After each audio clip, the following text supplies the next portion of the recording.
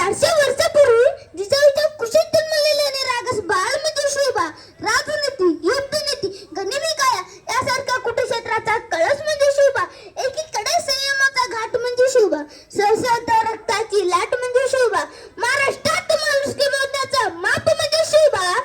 तलवार तर प्रत्येकाच्या मनगटात होती, तलवार तर प्रत्येकाच्या मनगटात होती, पण स्वराज्य निर्माण करण्याची छाप फक्त आणि फक्त शिवाजी महाराजांच्याच रक्तात होती, फक्त आणि फक्त शिवाजी महाराजांच्याच रक्तात होती.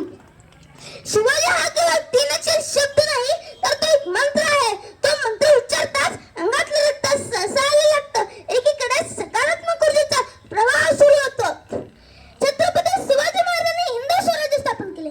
हिंदवी स्वराज्य स्थापन करत असताना त्यांच्याकडे शस्त्र पुरवठाही नव्हता, सैनिकही नव्हते, म्हणून सुरुवाती शून्यातूनच झाली.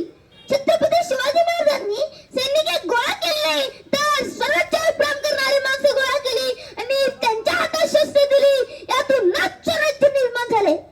65 किलोची तलवार वागवता त्याचे नाव यसाजी, 2000 शत्रूशी एकटा झुंजता त्याचे नाव पाजी, हात तुटला तरी शत्रूशी झुंजत राहता त्याचे नाव तानाजी, 8 तासात घोडा दिल्ली पुण्याला घेऊन होता त्याचे नाव संताजी, शत्रूच्या छावणीत घुसता आणि छावणीचा मुकुट तोडून नंतर त्यांचे नाव धनाजी, धना वाघाला सामोरे जातं आणि त्याला उभा पाडतं त्याचे नाव संभाजी.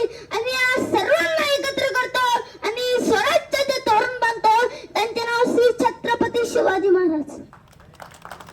जाता जाता एवढंच म्हणतो,